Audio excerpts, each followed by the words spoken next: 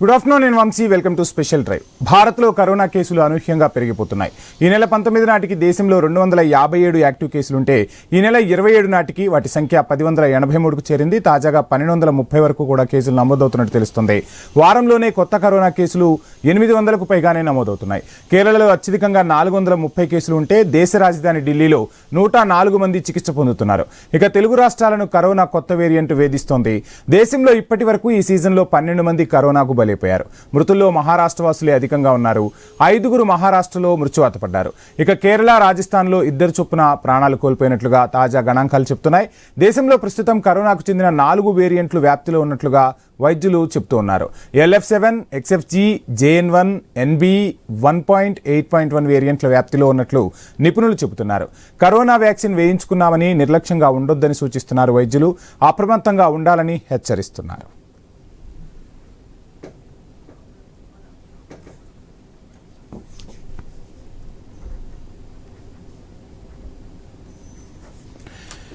దేశంలో వైపు కరోనా వ్యాపిస్తోంది. ఇక తెలుగు రాష్ట్రాల్లో కూడా కరోనా చాప కింద నీరులా వస్తున్న పరిస్థితిని చూస్తున్నాం. ఇదే అంశానికి సంబంధించి ఐ న్యూస్ ఈరోజు స్పెషల్ డ్రైవ్ చేపట్టింది ప్రజలను అప్రమత్తం చేసేందుకు.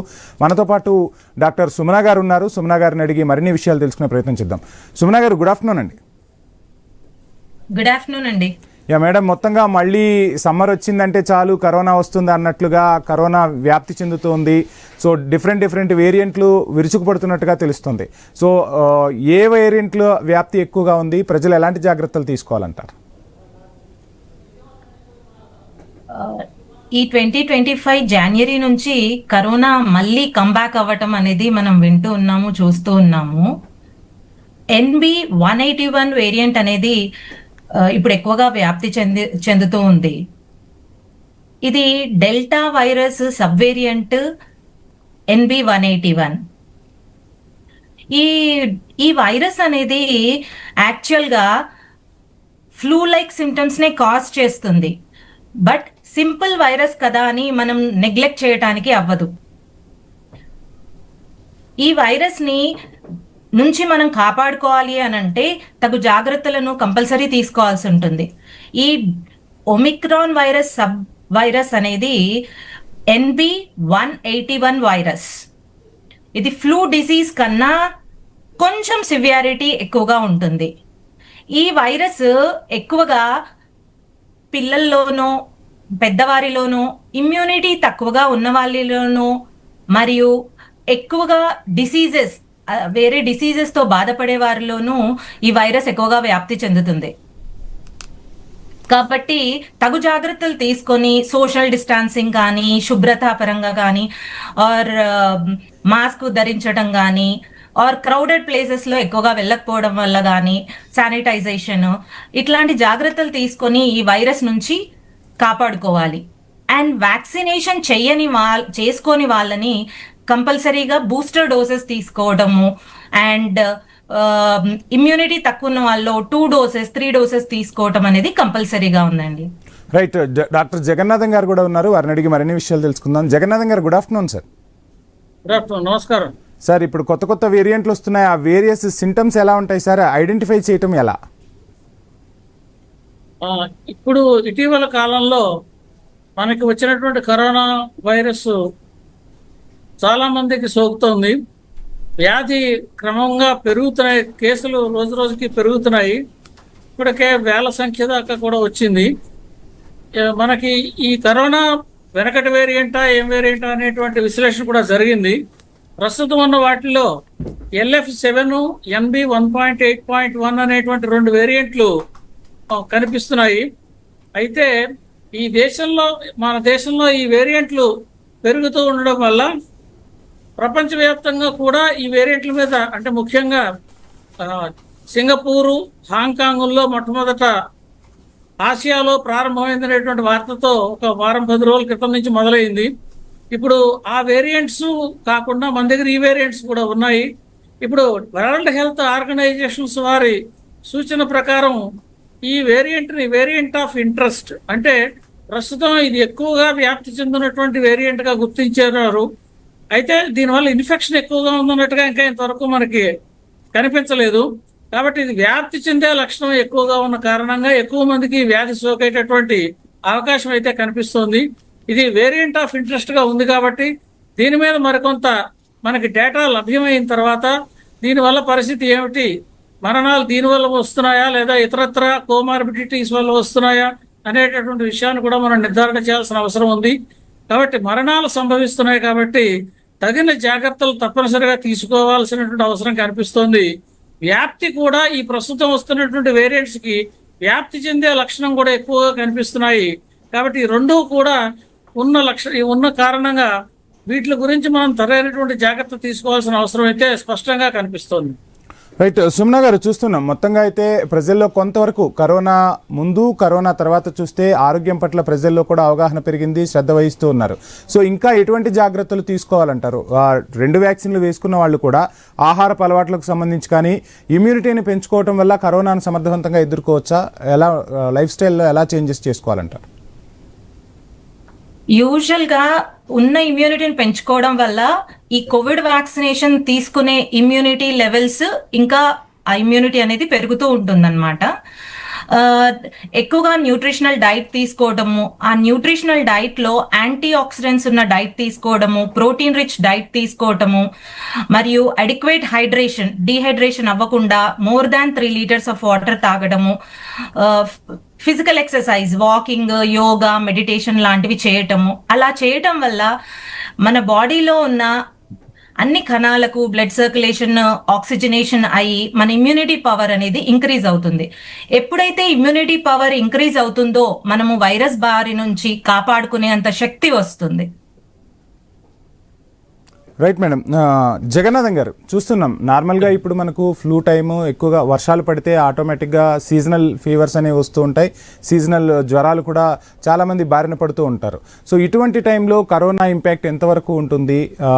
ప్రజలు ఇంకా అప్రమత్తంగా ఉండాలా? ఎటువంటి జాగ్రత్తలు తీసుకోవాలంటారు?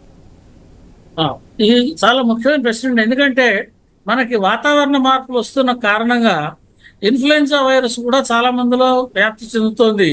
కాబట్టి వచ్చినటువంటిది ఇన్ఫ్లుయెన్జాకి కరోనాకి కూడా జ్వరము, తలకాయ నొప్పి, ఇటువంటి కొన్ని లక్షణాలు కామన్ గా ఉన్నాయి. కాబట్టి వచ్చింది కరోనాయా ఇన్ఫ్లుయెన్జా అనేటటువంటి కన్ఫ్యూజన్ లో కూడా ఉంది.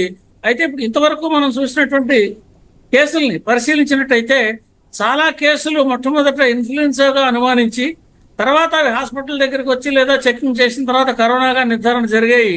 కాబట్టి ఎవరికైతే ఈ జ్వరం రెసిస్టెంట్ గా ఉంటుందో, శ్వాసకోశ సంబంధమైనటువంటి బాధ ఏమైనా ఉన్నా, ఈ ఎక్కువ టెంపరేచర్ ఉండి తగ్గకుండా 2-3 రోజులు కనుక కంటిన్యూస్ గా ఉంటే తప్పనిసరిగా ఇది పరీక్షలు చేయించుకోవాల్సిన అవసరం ఉంటుందండి.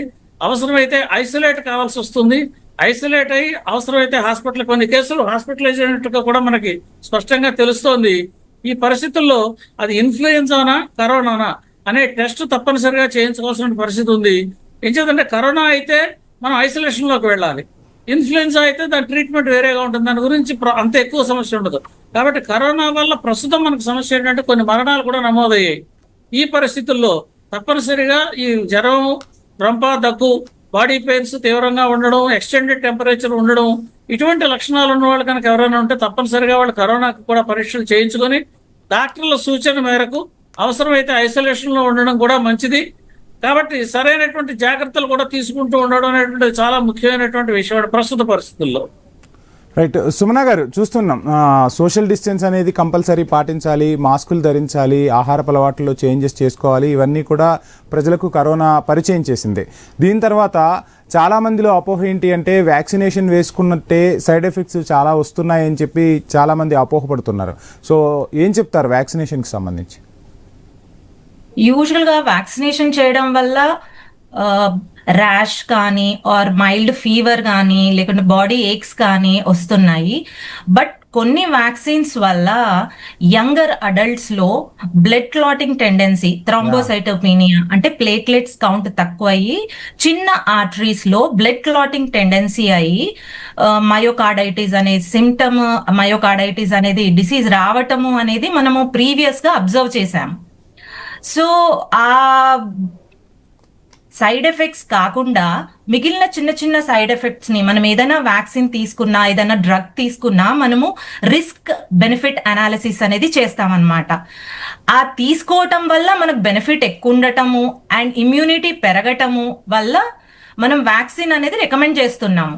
బట్ ఏవైతే సైడ్ ఎఫెక్ట్స్ ఉన్నాయో వాటిని చాలా మటుకు తగ్గించి new year formulations, updated vaccines అనేది సీరం ఇన్స్టిట్యూట్స్ కానీ భారత్ బయోటెక్స్ కానీ అవి అవైలబుల్లోకి తీసుకొచ్చాయి. కోవిషీల్డ్, కోవాక్సిన్, వాటి బూస్టర్ డోసెస్ తీసుకోవటం వల్ల ఇమ్యూనిటీ తక్కువగా ఉన్న వాళ్ళకి ఆర్ మరి క్రానిక్ డిసీజెస్ తో బాధపడే వాళ్ళకి మరియు పిల్లలకి, ఎల్డర్లీ వాళ్ళకి వ్యాక్సినేషన్ అనేది బూస్టర్ డోసెస్ లో తీసుకోవటము, రెగ్యులర్ వ్యాయామము, న్యూట్రిషనల్ డైట్ తో పాటు అట్లా తీసుకోవడం వల్ల కరోనా బారి నుంచి కాపాడుకోవచ్చు. కరోనా అనేది ఇన్ఫ్లుయెన్జాతో కన్నా కొంచెం సివియారిటీగా ఉంటుంది కాబట్టి detection between corona and influenza అనేది డయాగ్నోస్టిక్ టెస్ట్ వల్ల, మేబీ ఎలిజా టెక్నిక్ కానీ ఆర్ లేకపోతే యాంటీజెన్ టెస్ట్ వల్ల కానీ మనం డిటెక్ట్ చేసుకొని వాటికి తగు జాగ్రత్తలు తీసుకొని మెడికేషన్స్ తీసుకొని ఆ కరోనా నుంచి రక్షించుకోవచ్చు. వ్యాక్సిన్స్ మాత్రం కంపల్సరీగా తీసుకోవాలి. ఆల్రెడీ ప్రీవియస్ డోసెస్ తీసుకున్నాం కాబట్టి హర్డ్ ఇమ్యూనిటీ అనేది చాలా మటుకు డెవలప్ అయి ఉంది. బట్ బూస్టర్ డోసెస్ మాత్రం రిక్వైర్డ్ అయి ఉండొచ్చు. Okay, right. మనకు డాక్టర్ ప్రభుకుమార్ కూడా జాయిన్ అయ్యారు. ప్రభుకుమార్ గారు, good afternoon sir. Good afternoon అండి సార్. మొత్తంగా మరొకసారి కరోనా భయపెట్టేస్తుంది ప్రజలను, మరణాలు కూడా సంభవిస్తున్నాయి. కొత్త కొత్త వేరియంట్లలో ప్రజలపై దాడి చేసేందుకు కరోనా సిద్ధమైపోయింది. సో ఈ టైంలో ఎలాంటి జాగ్రత్తలు తీసుకోవాలంటారు? లేదు వ్యాక్సిన్ వేసుకున్నాము ఇక కరోనా మన దరి చేరదు అని చాలా మందిలో అపోహ కూడా ఉంది, ఏం చెప్తారు సార్? ఈరోజు మనకి నెంబర్ ఆఫ్ కేసెస్ పెరుగుతా ఉన్నాయండి. అదే ఈ రోజు చర్చనాంశంగా మారింది మనకి. ఈ నెంబర్ ఆఫ్ కేసెస్ పెరగటాన్ని మనం సీరియస్ గానే తీసుకోవాలి. ఎందుకంటే కొన్ని రోజుల నుంచి మనకి నెంబర్ ఆఫ్ కేసెస్ పెరుగుతా ఉన్నాయి. ఈ రోజు యాక్టివ్ కేసెస్ 4-5 రాష్ట్రాల్లో బాగా పెరిగినాయి. అయితే ఈ యాక్టివ్ కేసెస్ పెరిగినప్పుడు కూడా మనకి భయాందోళన లేకుండానే ఉన్నాయి అన్ని కేసెస్ కూడా. ఎక్కడ కూడా భయంకరంగా కేసులు మోర్టాలిటీ వైపు చూపించట్లా. అంటే ఈ కోవిడ్ రావడం వల్ల ఎంతమంది చనిపోయారు, అంతమంది చనిపోయారు అనేటువంటి సబ్జెక్ట్ మనకు కనపడట్లా. కాబట్టి మనం ఆ విషయంలో భయపడకుండా ఈ కోవిడ్ ఏ విధంగా ఎదుర్కోవాలని సిద్ధపడాలి. ఎందుకంటే ఇప్పుడు ఉన్నటువంటి 2-3 వేరియంట్స్ కూడా ఒమిక్రాన్ వేరియంట్సే. ఒమిక్రాన్ వేరియంట్స్ కాబట్టి ఒమిక్రాన్ మనకి వేగంగా స్ప్రెడ్ అయింది కానీ, ఫాస్ట్ గా స్ప్రెడ్ అయింది కానీ మనకి మోర్టాలిటీ పెంచినట్టుగా ఎక్కడ కనపడలేదు. దాంట్లోని వేరియంట్స్ ఇప్పుడు అది ఎంత స్ప్రెడ్ అవుతుంది, స్ప్రెడ్ అయిన కేసుల్లో ఎంతమందికి తగ్గిపోయింది, ఎంతమంది మోర్టాలిటీకి వైపు వెళ్ళారనేది అవి రెండు మనం గమనిస్తున్నాం.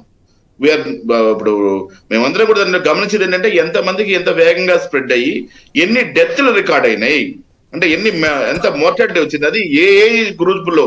ఇప్పుడు సపోజ్ మొన్న ఒక డెత్ అయింది 70 years old పేషెంట్ లో అయింది, ఆయన కూడా క్యాన్సర్ పేషెంట్. ఇట్లాగా ఒక కోమార్బిడ్ కండిషన్ ఉన్న పేషెంటే పోతున్నాడా, లేకపోతే యంగ్స్టర్స్ లో 35, 40, 50 ఇవన్నీ కూడా గమనిస్తున్నాం. కాబట్టి మనకు ప్రస్తుతం చేయాల్సింది ఏంటంటే టెస్టింగ్ చేసుకోవటం, ఎంత కేసులు పెరుగుతున్నాయో చూసుకోవటం, కేసులు పెరిగితే మనం ఏ విధంగా అటెండ్ అవ్వాలో చూసుకోవటం, వాటి వల్ల మోర్టాలిటీ వస్తే ఏ రకమైన మోర్టాలిటీ వస్తుందో గమనించడం. ఇవి కనుక మనం చేయగలిగితే ఈజీగా మనం ఈ టెస్టింగ్ ట్రేసింగ్ చేసుకుంటూ జాగ్రత్తగా మనం ఈ కోవిడ్ నుంచి మళ్ళీ, ఎందుకంటే యాక్చువల్ గా మనం గమనిస్తే ఏంటంటే పెద్దగా కోవిడ్ భయాందోళన క్రియేట్ చేసినంత మనకు కనిపించట్లా, అంత డెత్లు అయినట్టుగా కనపడట్లా.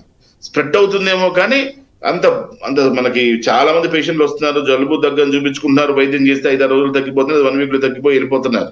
కాబట్టి మనకి ఇప్పుడున్నటువంటి పరిస్థితులు అంత భయానకంగా కనపడట్లేదు. కాబట్టి మనం అంత వర్రీ కాకుండా, భయపడకుండా జాగ్రత్తగా హ్యాండిల్ చేసే విధంగా తయారైతే సరిపోతుంది. ప్రభుత్వాలు కూడా సన్నద్ధమే, కావాల్సినటువంటి ఫెసిలిటీస్, టెస్టింగ్ సంబంధించింది, మందులకు సంబంధించింది, అవసరమైతే బెడ్స్ కి సంబంధించింది ఏర్పాటు చేసుకోవటం, ప్రజలు కూడా వస్తే ఏ విధంగా మనం జాగ్రత్తలు తీసుకోవాలి, ఇదివరకు ఏ విధంగా జాగ్రత్తలు తీసుకున్నటువంటి జాగ్రత్తలు తీసుకోవటం, మాస్కులు ధరించడం కానీ, డిస్టెన్స్ పాటించడం కానీ.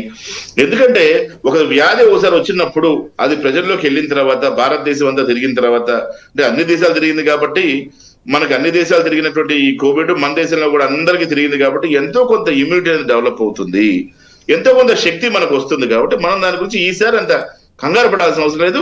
కాకపోతే టెస్టింగ్ ట్రేసింగ్ చేసుకొని ఎంత వేగంగా విజృంభించింది, విజృంభించింది ఏమైనా మోర్టాలిటీకి దారి తీస్తుందా లేదా అనే అంశాలు కనుక కొన్ని రోజుల్లో మనకు ఒక స్పష్టత వస్తుంది.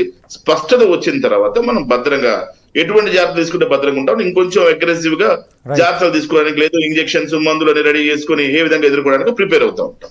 Right sir. డాక్టర్ జగన్నాథం గారు, చాలా మందిలో హెల్త్ సరిగా లేని వాళ్ళు, అంటే ఒక 50 ఏజ్ దాటిన వాళ్ళు రకరకాల కామన్ ప్రాబ్లమ్స్తో వాళ్ళు ఇబ్బంది పడుతూ ఉంటారు. సో అటువంటి వాళ్ళు ఈ కరోనా బారిన పడకుండా ఉండాలి అంటే ఇంకా ఎటువంటి జాగ్రత్తలు తీసుకోవాలంట? కరోనా బారిన పడకుండా ఉండాలి అంటే మనం తీసుకోవాల్సిన జాగ్రత్తలు సమూహాల్లోకి వెళ్లకుండా ఉండడం, మాస్క్ ధరించడం తప్పనిసరిగా చేయడం, కొంతవరకు ఫిజికల్ డిస్టెన్స్ పాటించడం కూడా చాలా మటుకి అవసరమే. ఇది కరోనా గురించి మనం మొట్టమొదటి నుంచి చెప్పుకుంటున్న విషయం. మరొక ముఖ్యమైనటువంటి విషయం ఏంటంటే, మన దేశంలో హైబ్రిడ్ ఇమ్యూనిటీ ఉందండి అందరికి. హైబ్రిడ్ ఇమ్యూనిటీ అంటే ఏంటంటే, కొంతమందికి వైరస్ సోకి వ్యాక్సినేషన్ ద్వారాను, ఇలా 2 రకాల ద్వారా కూడా ఇమ్యూనిటీ వచ్చి చాలా మందికి ఇమ్యూనిటీ వచ్చినటువంటి పరిస్థితిలో ఒకవేళ కరోనా వైరస్ వచ్చినప్పటికీ కూడా తీవ్రతను ఉండేటటువంటి అవకాశం లేదు. వేరియంట్ ఏమైనా కొంత వేరియంట్ వస్తే వచ్చి ఉండొచ్చు. ఆ వేరియంట్ లో ఉన్న వల్ల వ్యాక్సినేషన్ యొక్క ఎఫిషియన్సీ కొంచెం తగ్గుతుంది తప్పితే వ్యాక్సినేషన్ ఇన్ఎఫెక్టివ్ గా అయితే ఖచ్చితంగా ఉండదు. కాబట్టి ఈ పరిస్థితుల్లో మనకు వ్యాక్సినేషన్ చేసుకుని మన దేశం ఒక సంసిద్ధత ఉన్న పరిస్థితిలో ఉంది. అంతేకాకుండా లోగడ మనకు ఉన్నటువంటి అనుభవాల దృష్ట్యా ఇప్పటికే మనం దేశంలో ఒకవేళ వ్యాక్సిన్ తయారు చేసుకోవాల్సి వచ్చినా వ్యాక్సిన్ తయారు చేసే కంపెనీలు కూడా పూర్తి సంసిద్ధతతో ఉన్నాయి. టెక్నాలజీ కూడా చాలా అభివృద్ధి చెంది ఉంది. ఇప్పుడు వీటిని డిటెక్ట్ చేయడానికి కావచ్చు, వ్యాక్సిన్ తయారు చేయడానికి కావచ్చు, త్వరితగతిని మనం పూర్తి సమర్థతతో ఉన్నాము. దాంతో పాటుగా ఇప్పుడు వైద్య వ్యవస్థలు కూడా సంసిద్ధంగా ఉన్నాయి. ముఖ్యంగా మనకు చేసుకోవాల్సింది ఏంటంటే, అవసరమైతే బెడ్స్ పెంచుకోవడము, ఐసోలేషన్ వార్డ్స్ ఉండించుకోవడం, కొన్ని ఉండించుకోవాలి తప్పితే ఈ వీటి గురించి ఎక్కువగా భయపడాల్సిన పని అయితే లేదు. ఎందుకంటే వైద్యులు కూడా పూర్తి అనుభవంతో అప్రమత్తతో ఉన్నారు. ఈ కరోనాని హ్యాండిల్ చేసినటువంటి అనుభవం చాలా మంది వైద్యులకు ఉంది. అప్రమత్తంగా కూడా జనాభా ఉన్నారు. కాబట్టి దీన్ని మనం ఎదుర్కోవడానికి పెద్దగా భయపడాల్సిన అవసరం, కంగారు పడాల్సిన అవసరం లేదు. అలా అని చెప్పి ఎవరు వెళ్ళి కరోనాని తప్పనిసరిగా తెచ్చుకోకుండా మాత్రం ఉండాలండి. ఎందుకంటే కరోనా కనుక వ్యాధి సోకినట్టయితే దీనికి లాంగ్ టర్మ్ ఎఫెక్ట్స్ కూడా ఉంటాయి. కాబట్టి రాకుండా దాన్ని ఎంతవరకు ప్రివెంట్ చేసుకోవాలి అనేటటువంటి విషయం మీద కూడా జాగ్రత్తలు తీసుకోవడం ముఖ్యంగా అవసరం. భయం లేదు కదా, మనకు కరోనా వస్తే ఏమిట్లే అని మాత్రం అనుకోవద్దు. అది రాకుండా ఉండడానికి సాధ్యమైనంత వరకు ప్రయత్నం చేయడమే మనందరం చేయాల్సిన పని, అందరికీ సూచించే విషయం. Right sir. సుమన గారు, చూస్తున్నాం ఇక నెక్స్ట్ వీక్ అంటే జూన్ 2nd వీక్ నుంచి ఆర్ 1st వీక్ నుంచే చాలా స్కూల్స్ కూడా స్టార్ట్ అవుతూ ఉన్నాయి. పిల్లలందరూ కూడా స్కూల్స్కి వెళ్తూ ఉంటారు.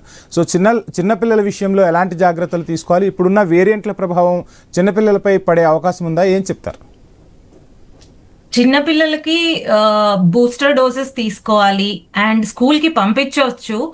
కాకపోతే మాస్క్ ధరించటము, పిల్లల్లో అవేర్నెస్ ఆల్రెడీ పిల్లల్లో పెద్దవాళ్ళు అందరిలో అవేర్నెస్ అనేది ఉంది.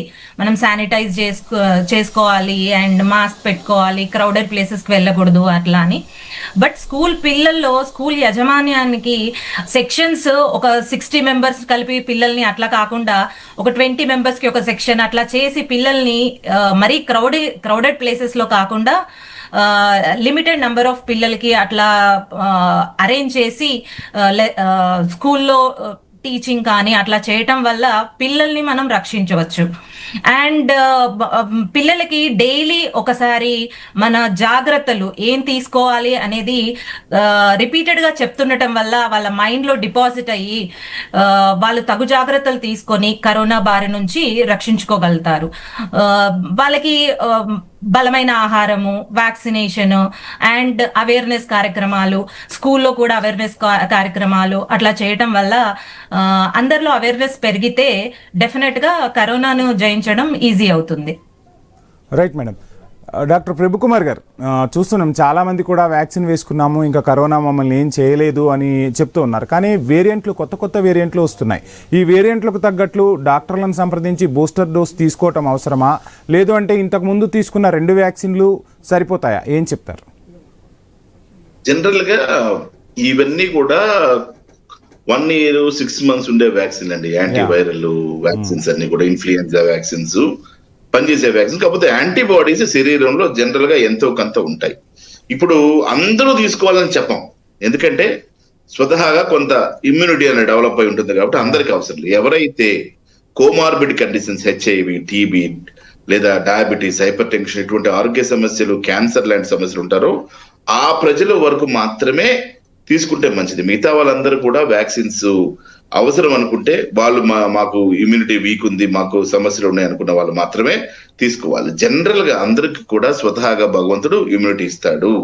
ఏ వ్యాధి వచ్చినా దాన్ని ఎదుర్కొనేటువంటి అవకాశాన్ని ఇస్తాడు. ఆ వ్యాధిని మనం స్వతహాగా ఎదుర్కొంటాం. మన శరీరంలో WBCలు, తర్వాత ఇతర కణజాలం ఉంటుంది. వాటిని ఏదైనా కొత్త వైరస్లు వచ్చినా, కొత్త బ్యాక్టీరియా వచ్చినా వెంటనే రెస్పాండ్ అయ్యి ఫైట్ చేసుకుంటే వాడంతటవే. కాబట్టి దాని గురించి మనం ఆ ప్రత్యేక వ్యాక్సిన్ తీసుకునేటువంటి శ్రద్ధ కాకుండా ఈ జబ్బు రాకుండా ఎటువంటి జాగ్రత్తలు తీసుకోవాలి, పౌష్టికాహారం తీసుకోవటం, మంచిగా నిద్రపోవటం, స్ట్రెస్ లేకుండా జీవించడం, నిద్ర కంపల్సరీ ఒక 8 hours చక్కగా నిద్రపోవటం, తద్వారా మనం జయించడానికంటే మనలో సెల్ఫ్ గా మెడిటేషన్ చేయటం, యోగా లాంటివి చేయటం, మినిమల్ వాకింగ్ లాంటివి చేయటం, ఇవన్నీ చేసుకుంటూ జాగ్రత్తలు ఏవైతే మనం డిస్కస్ చేస్తున్నాం అటువంటి జాగ్రత్తలు తీసుకుని కనుక జాగ్రత్త పడితే కోవిడ్ రాకుండానే ఉంటుంది మనకి. ఏకంగా కోవిడ్ రాకుండా తర్వాత న్యాచురల్ ఇమ్యూనిటీ ఎట్లాగో ఉంటుంది కాబట్టి చిన్నపాటి వైరస్లు వచ్చినా కూడా వెంటనే మన ఇమ్యూనిటీ పనిచేసి వాటిని బయటికి పంపించేస్తా ఉంటాయి. సో దాని గురించి మనం కంగారు పడాల్సిన అవసరం లేదు. ఎవరైతే వ్యాధిగ్రస్తులు ఉన్నారో, ఎవరైతే ఇమ్యూనిటీ తక్కువగా ఉన్నటువంటి వాళ్ళు ఉన్నారో, ఇమ్యూనో కాంప్రమైజ్డ్ పేషెంట్స్ అంటాం, వాళ్ళు తీసుకుంటే మంచిది. రైట్. ఫైనల్గా డాక్టర్ జగన్నాథం గారు, మొత్తంగా అయితే కరోనా కొత్త వేరియంట్ల రూపంలో వస్తుంది. ప్రజలందరూ కూడా సిద్ధంగా ఉండాలి, ఎవరి ఆరోగ్యాన్ని వాళ్ళు పరిరక్షించుకోవాలి. ఈ టైంలో కరోనా కొత్త వేరియంట్లకు సంబంధించి ప్రజలు ఎంతవరకు అప్రమత్తంగా ఉండాలి, ఎటువంటి జాగ్రత్తలు మెయిన్గా తీసుకోవాలంటారు? ఇప్పుడు మనం ఈ వేరియంట్స్ చూసినట్లయితే మనకి ప్రస్తుతం వచ్చినటువంటి వేరియంట్లు ఒమిక్రాన్ వేరియంట్కి సక్సెసర్స్ అండి. ఒమిక్రాన్ వేరియంట్ అనేటువంటిది మనకు 2 సంవత్సరాల క్రితం వచ్చింది. అది అన్నిటికంటే హైయెస్ట్ మ్యూటేషన్స్, అంటే మ్యూటేషన్ చాలా ఎక్కువగా ఉన్నటువంటి వేరియంట్. ఆ వేరియంట్ అప్పట్లో దాని స్ప్రెడ్ చాలా ఎక్కువగా ఉంది. అంటే ఇంతకు ముందు వచ్చినటువంటి వేరియంట్ ఉదాహరణకి 10 మందికి ఇన్ఫెక్ట్ చేస్తోంది అనుకోండి, ఈ వేరియంట్ 15-20 మందికి ఇన్ఫెక్ట్ చేస్తోంది. అంటే ఇన్ఫెక్టివిటీ ఎక్కువ మందిని చేసేటటువంటి లక్షణం కలిగినటువంటి వేరియంట్ ఒమిక్రాన్. ఇప్పుడు ప్రస్తుతం మనకు వచ్చినటువంటి వేరియంట్లు ఆ ఒమిక్రాన్ నుంచి వచ్చినటువంటివి. మనం వ్యాక్సినేషన్ తీసుకునే సమయంలో ఈ ఒమిక్రాన్ వేరియంట్ ముందర ఏదైతే ఉందో దానికి సంబంధించినటువంటి వ్యాక్సిన్లు మన దగ్గర తీసుకోవడము, దానికి సంబంధించినటువంటి ఇమ్యూనిటీని ప్రతి ఒక్కరూ పొందడము జరిగింది. కాబట్టి కొంత ఇమ్యూనిటీ అందరికీ వచ్చి ఉంది. అదైతే హైబ్రిడ్ ఇమ్యూనిటీ మనం ఏదనుకున్నాం అది వచ్చింది. ఇది ఒమిక్రాన్కి సంబంధించినవే. కానీ ఇక్కడ ముఖ్యమైనటువంటి విషయం ఏంటంటే అదే ఒమిక్రాన్ వేరియంట్ చైనాలో అనేక మంది మరణాలకు కారణమైందండి. మన దేశంలో ఒమిక్రాన్ వేరియంట్ మరణాలకు కారణం కాలే. అంటే కారణం ఏంటంటే ఇక్కడ ఉన్నటువంటి ఇమ్యూనిటీ, అక్కడ ఉన్నటువంటి ఇమ్యూనిటీలో భేదాలు ఉండొచ్చు, కోమార్బిడిటీస్ లో రకరకాల లక్షణాలు ఉండొచ్చు. కాబట్టి మనకి ఏంటంటే ఈ వచ్చినటువంటి వేరియంట్ మైల్డ్ వేరియంట్ అయినప్పటికీ కూడా కొంతమందిలో, ఇప్పుడు ఇందాక డాక్టర్ గారు చెప్పినట్టుగా మన జీవన శైలిలో సరైనటువంటి మార్పులు తెచ్చుకోవడం చాలా ముఖ్యమైనటువంటి విషయం. డాక్టర్లు అందరూ కూడా, మనకు వచ్చినటువంటి డాక్టర్లు కూడా అదే విషయాన్ని స్పష్టం చేస్తున్నారు. ఆ విషయం మీద ఎక్కువ శ్రద్ధ వహిస్తూ ఉండడము. ఏ వ్యాక్సినేషన్ అంటారా, డాక్టర్ గారిని కనుక్కుని చేసుకుంటేనే మంచిది. ఎవరి మట్టికి వాళ్ళు కూడా వెళ్ళి బూస్టర్ డోస్ వద్దు. Right sir, thank you sir, thank you so much. Doctor Sumana గారికి, డాక్టర్ జగన్నాథం గారికి, డాక్టర్ ప్రభుకుమార్ గారికి కరోనాకు సంబంధించి ప్రజలకు విలువైన సలహాలు సూచనలు అందించినందుకు ఎవరు కూడా అధైర్యపడవద్దు. డాక్టర్లు అదేవిధంగా ప్రభుత్వాలు సూచించిన సలహాలు సూచనలు పాటిస్తూ బాధ్యత గల పౌరులుగా సోషల్ డిస్టెన్స్ను పాటిస్తూ కరోనాను ఎదుర్కొనేందుకు అందరూ సమాయత్తం అవ్వండి. ఖచ్చితంగా మన చేతిలోనే మన ఆరోగ్యం ఉంటుంది అనే నినాదం అయితే ఉంటుంది. మన ఆరోగ్యాన్ని మనమే కాపాడుకో